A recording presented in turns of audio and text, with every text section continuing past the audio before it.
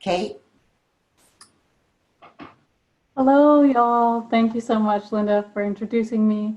Like she said, my name is Kate Jones. I work at the Texas Center for Disability Studies at the University of Texas at Austin. In a few moments, I'm going to be sharing my screen. So if you need to adjust your screen for ASL or for captions, now is the time to do that.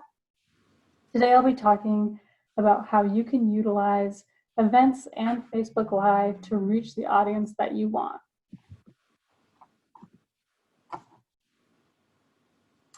So this document, it will be online, will be available. I'm going to be going quite a bit fast because we don't have a lot of time.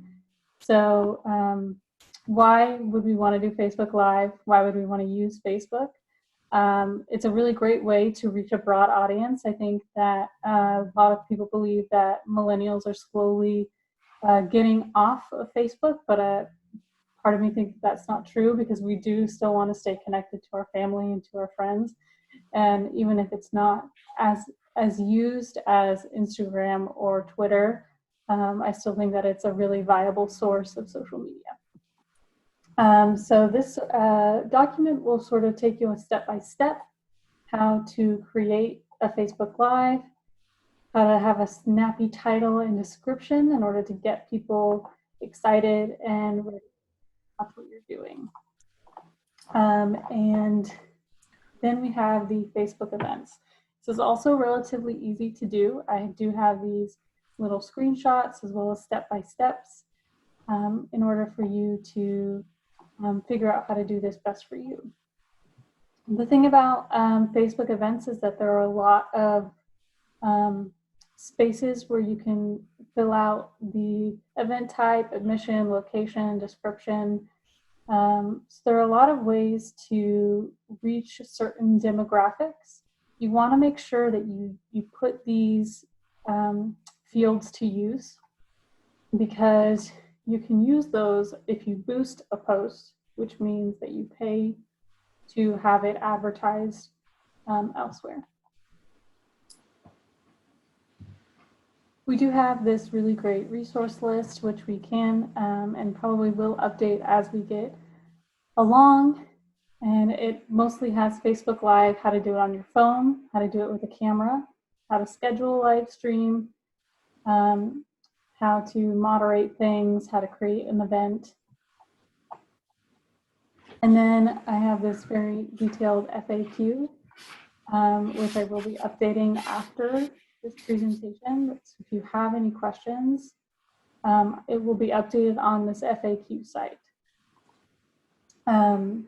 This really goes into depth as to how Facebook is different. The reason that it's different is that it's a live video. It's a live feed. It's not pre-recorded. You can't really edit it and change it. The accessibility feature of Facebook Live, I think, is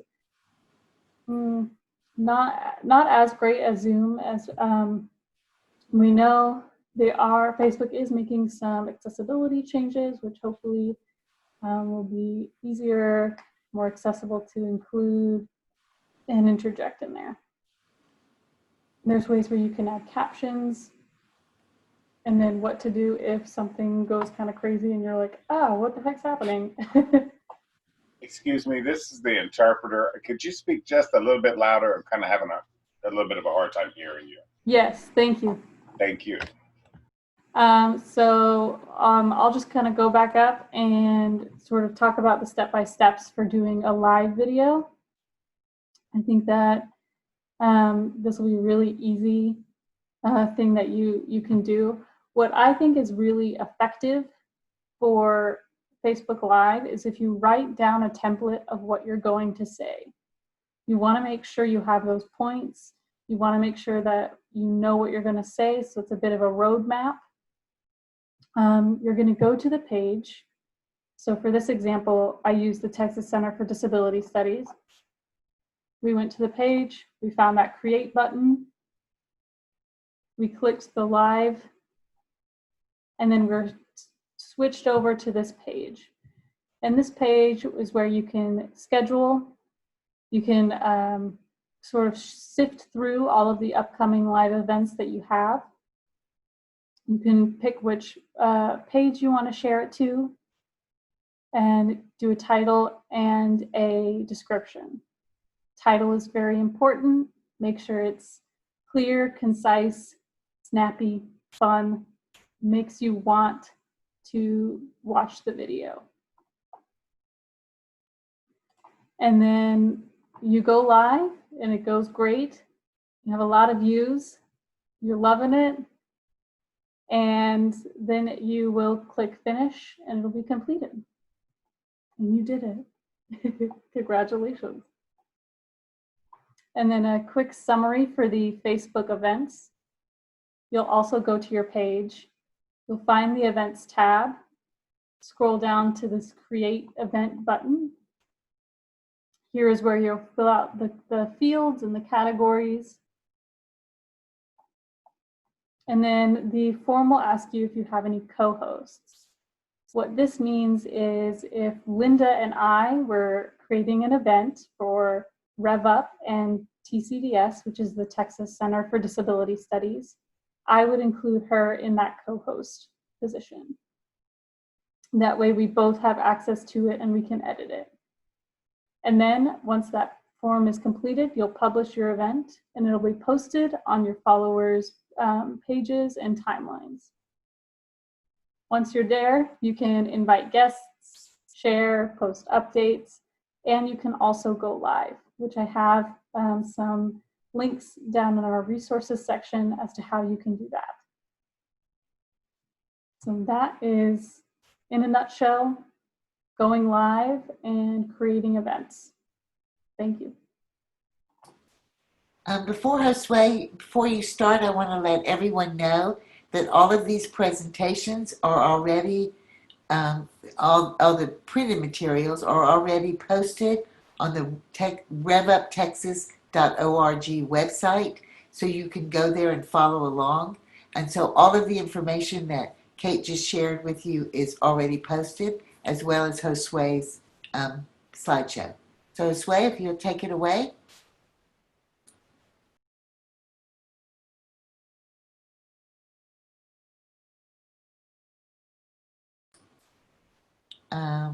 Are you there?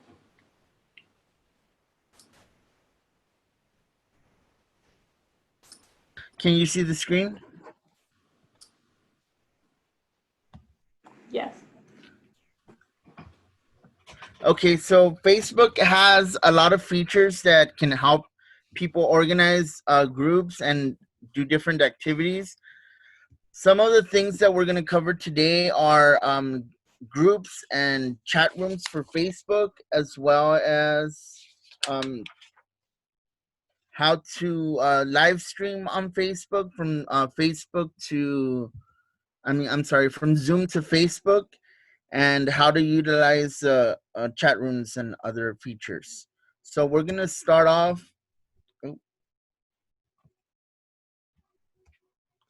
Okay, so a messenger on how to create a messenger group on Facebook. This is a great way to send messages to large groups. You can include any of your Facebook friends into that chat. So it's a great way to carry on a conversation in case people want to talk about a specific topic. I go into details of how to create the messenger group, how to launch it on Facebook, and how to add people into the messenger group chat. And like Linda said, this will be available on the RevUp website. I won't go into detail about it. Facebook has a new feature, which is messenger rooms. I think that it's pretty awesome that Facebook is actually doing this. It has some of the features as Zoom does, but it's not quite as extensive on it. It allows you to chat with about up to 50 people at the same time. You can do calls, one-on-one calls, games, and it has other functions.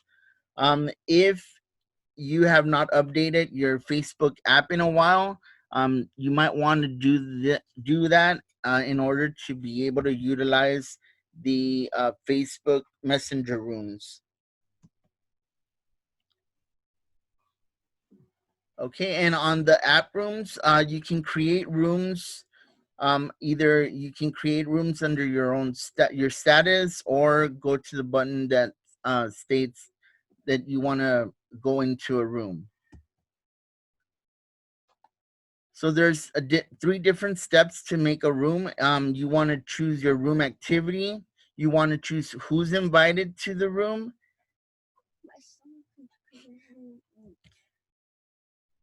So several in the room activities, there are several activities to choose from. You can create your own as well. Some examples are hanging out, grad parties, coffee chats, etc. I think it would be a good way to have a conversation about voting and turning people out to vote. You can create new rooms by uh, adding the name of your group, of your room, and adding an emoji, and it will become part of your room. By default, when you create a room, anybody, any of your friends can join the room, or you can choose who joins the room. You can select people by inviting them on a checkbox, or just posting the room on your wall, and it will allow people to join the room. The start time is another feature where you can actually go live on and do a room now. The default time is for now, as soon as you log in, or you can actually schedule a meeting room. Because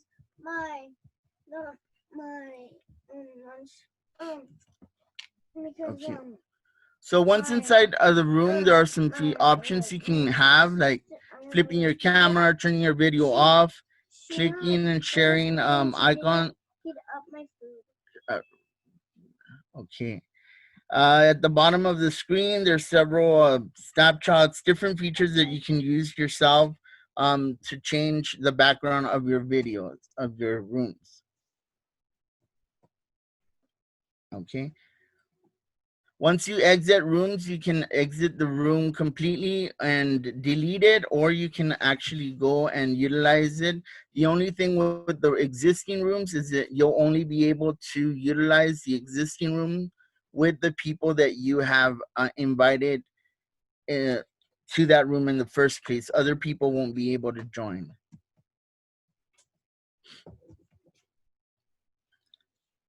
Once inside the room, you can lock your room for privacy, invite others, or end your room. At the bottom of your screen, you'll also have options to see all participants, mute people, and so on, and share your screen. That's another feature that Facebook has as well. You can share your screen. So how do you post something on Facebook? So you'll be taken to your news feed. You can go to your up the upper right hand corner of your screen and click on your name. Then you'll be taken to your profile. Once in your profile, you'll have a section that says what's on your mind. There is a good place for you to share information.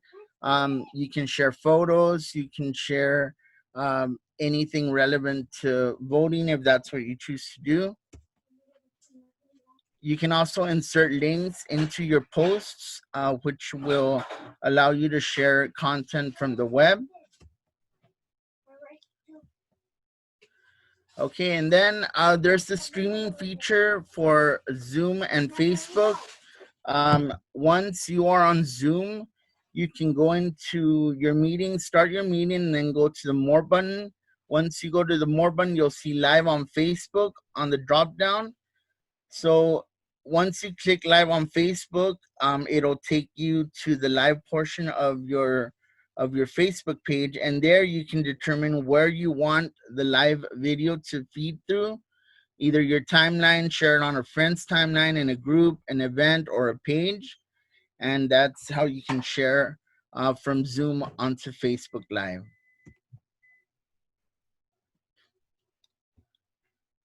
And I just go into details of step by step how to do it.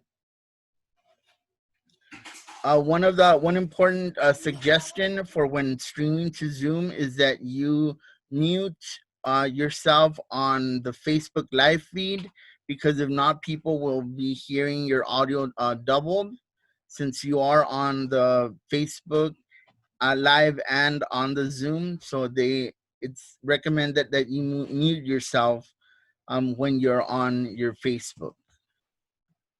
So with this information, I hope that it's helpful. Like I said, it'll be listed on the website, like Linda mentioned. And if there's any other questions or I can assist in any other way, you also have my contact information. Thank you.